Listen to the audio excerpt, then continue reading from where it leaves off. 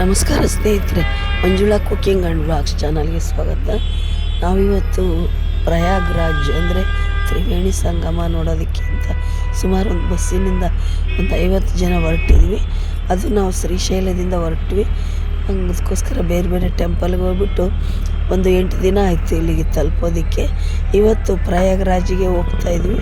ಹಂಗಾಗಿ ಈಗ ಅಲ್ಲಿ ಯಾವ ಥರ ಮಾಡಿದ್ದಾರೆ, ಹೇಗೆ ವ್ಯವಸ್ಥೆ ಎಲ್ಲ ಮಾಡಿದ್ದಾರೆ ಅಂತ ನೋಡೋಣ ಬನ್ನಿ. ತುಂಬ ಚೆನ್ನಾಗಿ ಮಾಡಿದ್ದಾರೆ ವ್ಯವಸ್ಥೆ ಎಲ್ಲ. ವೆಹಿಕಲ್ಸ್ ಅಂತೂ ತುಂಬ ಸೌಂಡಿಂದ ಸ್ವಲ್ಪ ಅಲ್ಲಿ ವೆಹಿಕಲ್ಸು ಎಲ್ಲ ತುಂಬ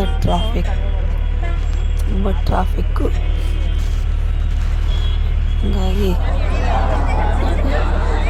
ಬಸ್ಸಲ್ಲಿ ಹೋಗ್ಬಿಟ್ಟು ಸುಮಾರು ಒಂದು 5 ಕಿಲೋಮೀಟ್ರ್ ನಡಿಬೇಕು ಅಲ್ಲಿಗೆ, ಅದಕ್ಕೆ ತ್ರಿವೇಣಿ ಸಂಗಮಕ್ಕೆ.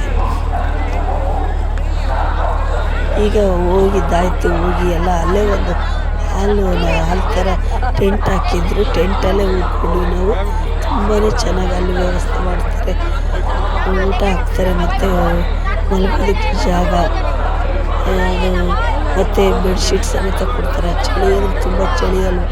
ಸುಮಾರು ಸಾವಿರಾರು ಟೆಂಟ್ ಹಾಕ್ಬಿಟ್ಟು ಜನಗಳಿಗೆಲ್ಲ ಬರೋದಕ್ಕೆ ಇರೋದಕ್ಕೆಲ್ಲ ವ್ಯವಸ್ಥೆ ಮಾಡಿದ್ದಾರೆ. ತುಂಬಾ ಚೆನ್ನಾಗಿ ಇದೆ. ನೀವು ಹೋಗೋರು ಯಾರ್ಯಾರು ಇದ್ದರೂ ಹೋಗ್ಬೋದು ತ್ರಿವೇಣಿ ಸಂಗಮಕ್ಕೆ. ಇದೊಂದು ಅವಕಾಶ ಮತ್ತೆ ಸಿಗೋದಿಲ್ಲ, ಈ ಥರ ಅವಕಾಶ. ಇದು 144 ವರ್ಷಕ್ಕೊಂದು ಸಾರಿ. ನೋಡಿರಿ, ಈ ಮಕ್ಕಳೆಲ್ಲ ಎಷ್ಟು ಜನ ಮಕ್ಕಳು ಕರ್ಕೊಬಂದಿದ್ದಾರೆ. ಅವ್ರ ಸಮೇತ ತ್ರಿವೇಣಿ ಸಂಗಮದಲ್ಲಿ ಸ್ನಾನ ಮಾಡ್ತಾರೆ. ಹೋಗೋರಿದ್ರೆಲ್ಲ ಹೋಗ್ಬೋದು, ಮಕ್ಕಳಿಗೂ ತೋರಿಸ್ಬೇಕಲ್ವ. ಸುಮಾರು ಒಂದು ಸಿಟಿ ಆಗಿದೆ ಅಲ್ಲಿ ನದಿ ದಡದಲ್ಲಿ. ತುಂಬ ಚೆನ್ನಾಗಿ ಮಾಡಿದ್ದಾರೆ. ಅಲ್ಲಿಗೆ ಹೋದರೆ ಗೊತ್ತಾಗುತ್ತೆ. ನಾವು ಇಲ್ಲಿ ನೋಡ್ತೀವಲ್ಲ, ಅದಕ್ಕೂ ಅಲ್ಲಿರೋದಕ್ಕೂ ತುಂಬಾ ವ್ಯತ್ಯಾಸ. ನೋಡಿರಿ, ಎಲ್ಲ ಅವರೇ ಕರೆದು ಊಟ ಹಾಕ್ತಾರೆ. ಚಪಾತಿ, ಅನ್ನ, ಸಾಂಬಾರು, ಪಲ್ಯ ಎಲ್ಲನೂ ಕೊಡ್ತಾರೆ. ಇದು ಒಂದು ಟೆಂಟಲ್ಲಿ ನಾವು ಉಳ್ಕೊಂಡಿದ್ವಿ. ತುಂಬಾ ಚೆನ್ನಾಗಿ ನೋಡ್ಕೊಳ್ತಾರೆ ಅಲ್ಲಿ ಹೋದರೆ.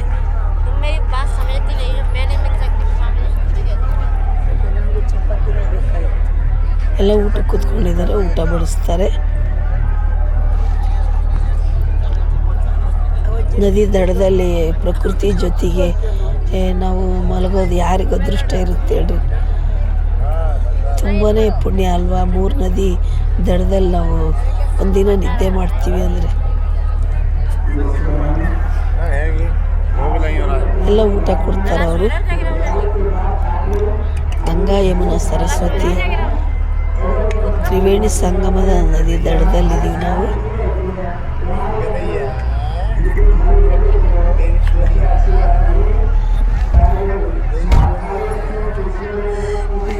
ಏನು ಅಷ್ಟೊಂದೇನು ಅಲ್ಲೇನು ಜನಲಿ ಇದು ಮಾಡೋದಿಲ್ಲ.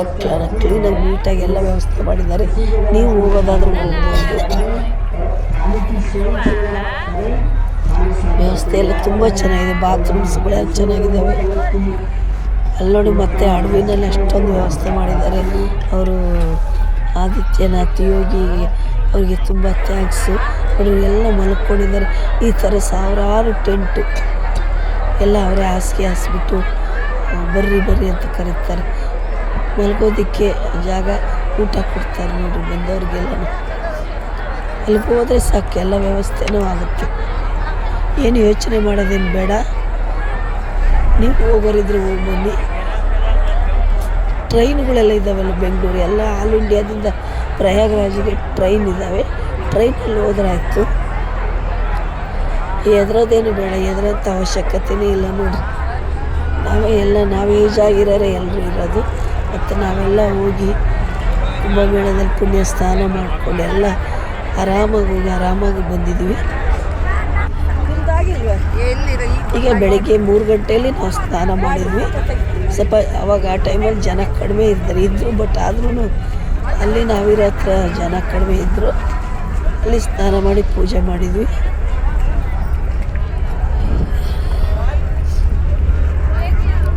ಇಂಥ ಪುಣ್ಯ ಸಿಗಬೇಕಲ್ವ ಎಲ್ರಿಗೂ. ಈಗ ಇದು ಬರೋದೇ 144 ವರ್ಷಕ್ಕೊಂದು ಸಾರಿ ಮಹಾಕುಂಭಮೇಳ. ಹಾಗಾಗಿ ಎಲ್ಲರೂ ನಮ್ಮ ಧರ್ಮ, ನಮ್ಮ ಇದನ್ನು ಉಳಿಸ್ಬೇಕಲ್ವ. ಜನ ಸಾಗರ ಬರ್ತಾಯಿತ್ತು ರೀ. ನೀರು ನೀರು ಹರಿದಂಗೆ ಜನನೂ ಬರ್ತಾ ಇದ್ದಾರೆ. ತುಂಬ ಚೆನ್ನಾಗಿ ವ್ಯವಸ್ಥೆ ಮಾಡಿದ್ದಾರೆ. ಮಿಲ್ಟ್ರಿ ಅವರು ಎಲ್ಲರೂ ಇದೆ, ಪೊಲೀಸು ಎಲ್ಲ ಹೆಲ್ಪ್ ಮಾಡ್ತಾರೆ. ಅವರು ನಾವೇನಾದರೂ ಕೇಳಿದರೆ ವ್ಯವಸ್ಥೆ ಎಲ್ಲ ಚೆನ್ನಾಗಿದೆ. ಹೋಗೋ ಧೈರ್ಯ ಮಾಡಬೇಕಷ್ಟೆ.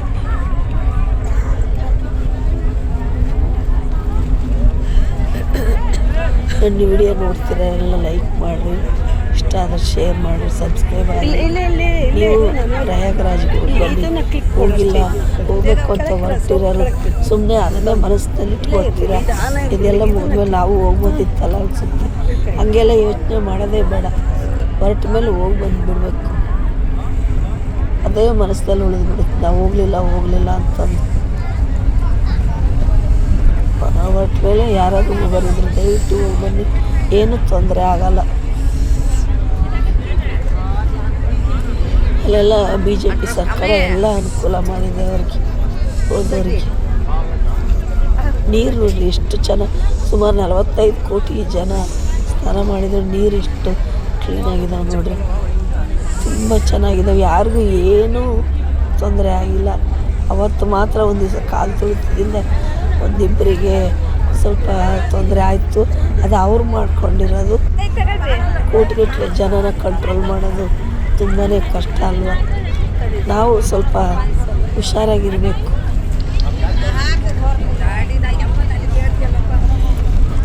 ಆಗಿಂದಾಗಲೇ ನೀರಿನಲ್ಲಿರೋದೆಲ್ಲ ಕ್ಲೀನ್ ಮಾಡ್ತಾ ಇರ್ತಾರೆ.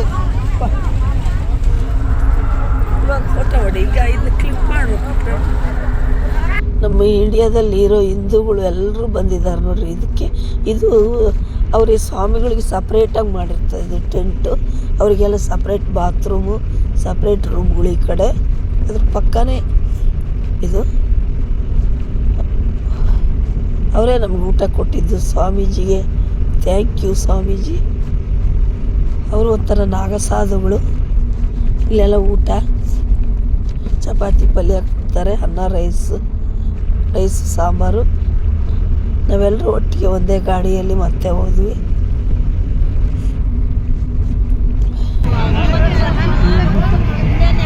ಇಲ್ಲಿ ನೋಡಿ ಹಗಲು ಯಾವುದೋ ರಾತ್ರಿ ಯಾವುದೋ ಅಂದರೆ ರಾತ್ರಿ ಅನ್ಸೋದೇ ಇಲ್ಲ. ಅಷ್ಟು ಲೈಟಿಂಗ್ಸು